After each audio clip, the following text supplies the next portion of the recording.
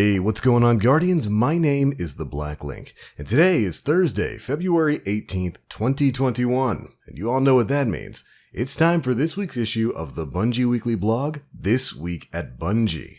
And this week has been a really interesting week already, as we had the release of the new exotic quest, Presage, which took you far out into the reef onto an old haunted ship in order to find a Guardian who met a pretty bad end and get an awesome new exotic scout rifle. If you haven't done that quest, we've got a video guide for it right here on the channel. It's a really great quest, probably one of the more creative ones Bungie has done in a long time. You can start it by going and running the Nightfall.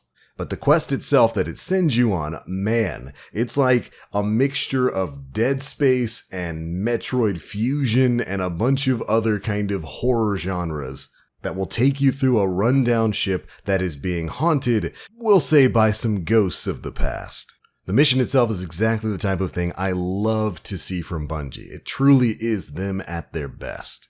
And the exotic that you get from it, the Dead Man's Tail, is definitely no slouch either. It's very much like the Hawkmoon in that it is going to be an exotic that you'll be able to farm with randomized rolls, meaning you've got more than enough reasons to run this mission multiple times.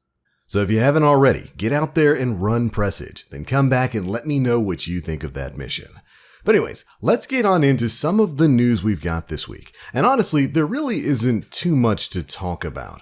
The TWAB is definitely on the shorter side this week. Outside of the Presage mission and the Dead Man's Tail exotic scout rifle, we only really have one or two big news items. The first of which being the return of the Iron Banner. Next week, Lord Saladin will return to the tower for the first time in Season of the Chosen. He brings with him Iron Banner bounties that will grant you pinnacle drops. This season will have the Time-Worn Spire and the Multi-Mach CCX returning from the first year of Destiny 2 with random rolls for the first time. So we're going to be getting the original Destiny 2 Iron Banner pulse rifle and submachine gun. But that's not it. They're going to be coming back with access to a brand new Iron Banner specific perk. And this one is going to be titled Iron Reach. Iron Reach will massively increase range with the trade-off of decreased stability, which upon first glance is kind of a perk I would have loved to have seen on the Iron Banner 120 hand cannon. But I'm happy to see that this is going to be available on Time-Worn Spire. Stability was a big issue for SMGs and especially the faster rate of fire pulse rifles, which I do believe also applies to the Time-Worn Spire, but with some of the recoil mitigation effects that Bungie put into effect with the Season of the Chosen, it's going to be really interesting to see exactly how much of a range benefit you get from Iron Reach and how exactly it's going to affect your overall stability. Either way, it's going to be really interesting to see how this perk works. The other Iron Banner exclusive perks like Iron Grip and Iron Gaze were really strong, so I can't wait to get my hands on this one. The Iron Will armor set also returns, updated to accept new combat style mods. So equip your most powerful gear and ready your favorite weapons. And remember, capture those zones. Iron Banner and Bonus Valor is going to begin next week at 9 a.m. Pacific Time on February 23rd and run all the way until the following week, March 2nd at 9 a.m. Pacific Time. So there we go, Guardians. Iron Banner is going to be coming back next week. I know you all are overjoyed about that, especially with the current state of the Crucible as a whole. But while the Iron Banner itself is expanding, so too are Bungie as a company. Before the TWAB drop today, we got another article titled Bungie Prepares for Future Growth in 2021 that gave us a quick look behind the scenes at some amazing things that are happening at our favorite game company. Bungie is prepared to make some incredible expansions in 2021 and beyond, including opening up an international office, basically doubling the size of their HQ, hiring on even more talented individuals to work on the properties that you know and love, and get this, they might even be branching into other forms of media to further the Destiny mythos.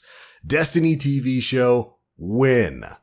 There's a lot of really exciting stuff contained in this article, so we're going to try to go over some of the biggest bits of news here, starting with the breakdown that Bungie themselves gave us. Bungie prepares for future growth in 2021 with a studio expansion, key talent investments, and new board members. And to do this, they're going to be increasing their Bellevue, Washington headquarters to over 208,000 square feet, almost more than twice the size of what it currently is, I do believe. planning a complete technical modernization process alongside plans to open up its first international office in 2022. Additionally, Bungie announces key talent additions and investment at the executive level in preparation for future IP growth and expanding the highly acclaimed and successful Destiny universe into new media, meaning Destiny is indeed going to have a path forward, whether it's future content for Destiny 2, whatever is going to be coming after Destiny 2, but also Destiny when it comes to expanded media, maybe more comics, maybe a TV show, maybe a cartoon, who knows? The sky is literally the limit here. And Bungie welcomes new members to the Bungie board of directors from the entertainment and media industry, including Trace Harris and Pamela Kaufman. So obviously some really exciting stuff happening for Bungie there. In particular, Pamela Kaufman being added to the board of directors is really interesting. She comes from Viacom CBS and has had a hand in managing some of the bigger media companies out there like Nickelodeon, Comedy Central, MTV, and even more. But likely what a lot of you Guardians would see as some of the biggest bits of news to come from this is a small section about some changes in leadership. To expand the Destiny IP and bring new stories and experiences to their highly engaged community, Bungie appointed Mark Noseworthy, Vice President of the Destiny Universe, and Luke Smith, Executive Creative Director of the Destiny Universe, to oversee and prepare for the expansion of the Destiny Universe into additional media. Justin Truman, who's the General Manager for D2, is going to take over the successful development leadership of Destiny 2. Finally, Bungie has appointed Johnny Ebert, who's the Chief Creative Officer, and Zach Russell, who's the General Manager for Incubation, to build and drive the creative vision and foundation for Bungie's future worlds alongside the next generation of leaders at Bungie, with plans to bring at least one new IP to market before 2025. Jason Jones, the Chief Visions Officer, is going to take on a talent-facing role to help Bungie's top creative leadership unlock their full potential at the company.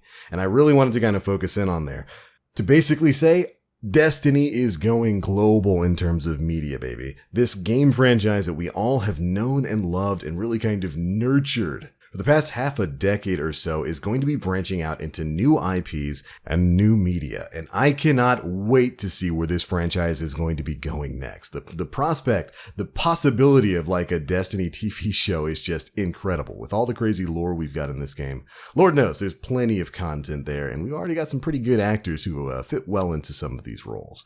Can't wait to see what Bungie's going to do there. If you'd like to read the rest of this article, I'll have a link to this and the TWAB in the description box below. But that's all the biggest bits of news we got for you this week. If you enjoyed the video, feel free to drop a like, make sure you subscribe, and hit that notification bell to stay up to date with all the latest stuff we're putting out.